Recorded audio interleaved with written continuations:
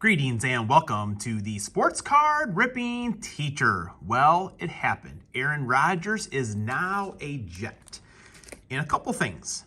First off, the return. I thought it was good, a good return. It was definitely fair. Aaron Rodgers is getting a little bit older.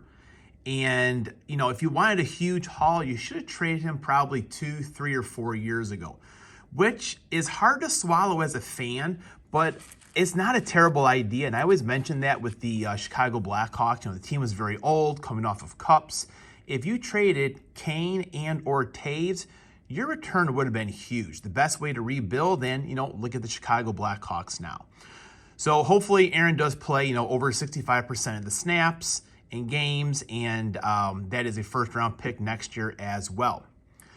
Now, the thing I've heard most so far is, the Packers are going to be terrible. I can't wait for it. Let's take a little walk down memory lane first. So, Brett Favre right there, kind of shaking his head actually at me. Brett Favre, his rookie year in Atlanta, 0 for 4 passing, but kind of 2 for 4 because 2 of those were intercepted. So someone caught them at least. And his very first pass as a Green Bay Packer was completed, but as I've already told you, to himself, he kind of ran around like a chicken with his head cut off. When you see that, you're probably like, oh my gosh, this is going to be bad. All right, Aaron Rodgers was drafted when Brett Favre was still playing at a very high level, a wasted draft pick.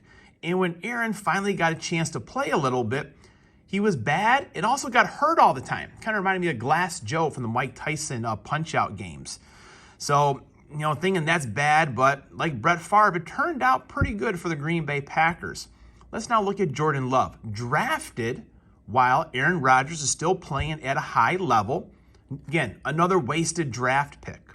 And when Jordan has had a chance to start, he has not looked very good. His first start in Kansas City, I think it was 2 years ago. The Chiefs put him in the very top row of the stadium. Come on now, Wildcat. Little better seats for his parents on the first game.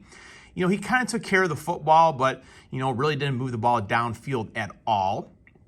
This year he came in a relief for a good chunk of a game and started. He moved the football a little bit. So here's what I have to say as a Bears fan, as a Packers fan living in Chicago. That's from my main man, Jimmy Carter. Not the president, but still a pretty famous guy in my eyes.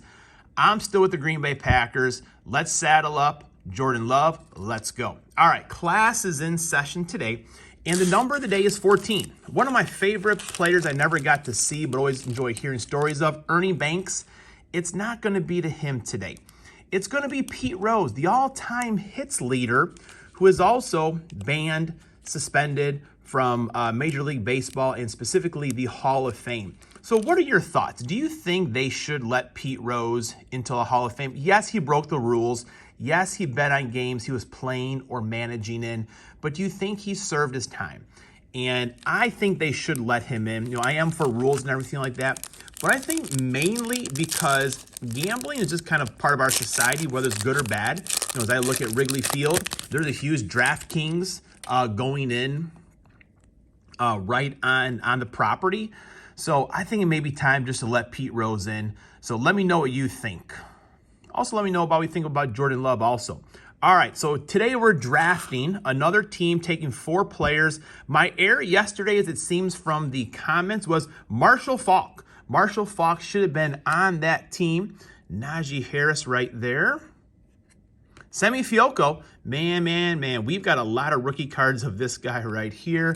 So I don't think we're taking any of these. Going to the Bowman U. And a lot of controversy around Joe Burrow yesterday. I think Joe could get a little down and dirty and actually play some pretty good defense. Not everyone was on the same page with me.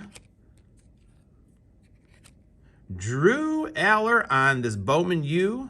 Is that a numbered card right there? It is numbered, 270 out of 299. I don't know too much about him. I know the Penn State did play pretty well last year. So John Emery, Bowman first. Oh, man, Dallas Turner. All right, we're not looking great here for a team. We may have to kind of scrape the bottom of the barrel. But you never know. Kind of like Brett Favre, Aaron Rodgers, Jordan Love. You never know until the players play. And my gosh, look at these corners. it was kind of the same thing yesterday. That's a ruined card right there. And I've had a couple blasters like that, and that's just really disappointing. But, Patrick Mahomes, he is going to be the quarterback of my team. Shaquille Barrett, Daniel Jones, Marvin Jones Jr., Laramie Tunsil, who is kind of tough. You know what? I'm going to go Daniel Jones. He could be running the football a little bit. So this team's going to kind of come out of nowhere a little bit, I believe. Oh, boy. Do we want Tunsil out there? I don't think so. Do you got any playmakers here? Anyone to throw the ball to?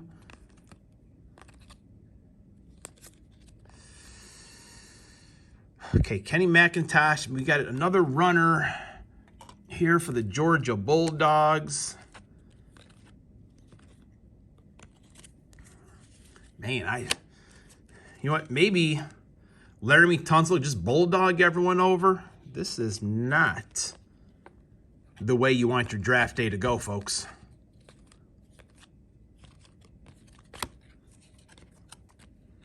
Yeah, we're going to go with Laramie Tunsil. I don't know.